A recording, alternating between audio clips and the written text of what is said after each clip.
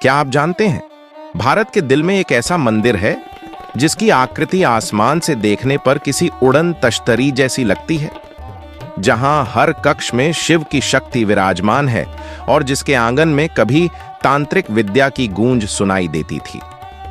यह कोई कल्पना नहीं, यह है मध्य प्रदेश के मुरैना जिले के मितावली गांव का 64 योगिनी मंदिर, जिसे प्राचीन काल में तांत्रिक विश्वविद्यालय कहा जाता था।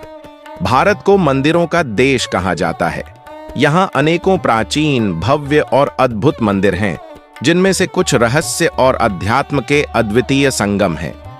मध्य प्रदेश के मुरैना जिले के मितावली गांव में स्थित 64 योगिनी मंदिर भी ऐसा ही एक चमत्कारी और रहस्यमयी धाम है, जिसे तंत्र मंत्र की प्राचीन विश्वविद्यालय कहा जाता था। भारत में कुल 4 प्रमुख 64 योगिनी मंदिर हैं, 2 ओडिशा में और 2 मध्य प्रदेश में।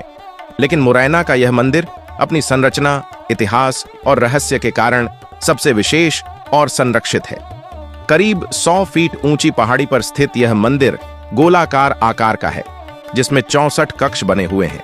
प्रत्येक कक्ष में एक भव्य शिवलिंग और देवी योगिनी की मूर्ति स्थापित थी, जिसके कारण इसका नाम 64 योगिनी पड़ा। अब इनमें से कई मूर्तियां चोरी हो चुकी हैं और शेष मूर्तियां दिल्ली के संग्रहालय में संरक्षित हैं। मंदिर के केंद्र में एक विशाल खुला मंडप है, जहां एक महान शिवलिंग स्थापित है। मंदिर तक पहुंचने के लिए लगभग 200 सीढ़ियां चढ़नी पड़ती हैं और ऊपर से यह संरचना किसी उड़न तश्तरी जैसी प्रतीत होती है।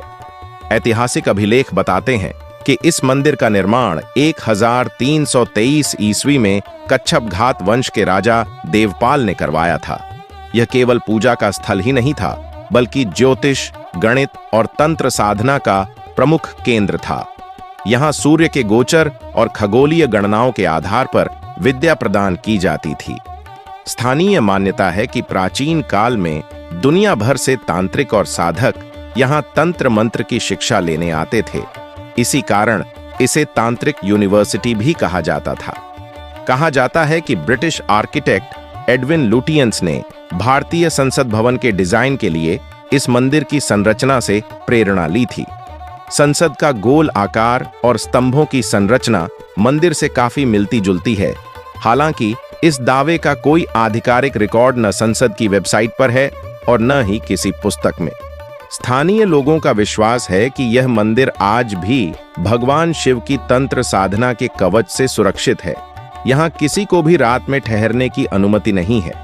मान्यता है कि यहाँ भगवान शिव की योगिनियों को जागृत करने की साधना होती थी और यह स्थान मां काली के उग्र रूप का प्रतीक है। पौराणिक कथा के अनुसार घोर नामक राक्षस के साथ युद्ध करते समय माता आदि शक्ति ने इसी स्थान पर काली का भयानक रूप धारण किया था। इस कारण इसे इकंतेश्वर महादेव मंदिर के नाम से भी जाना जाता है।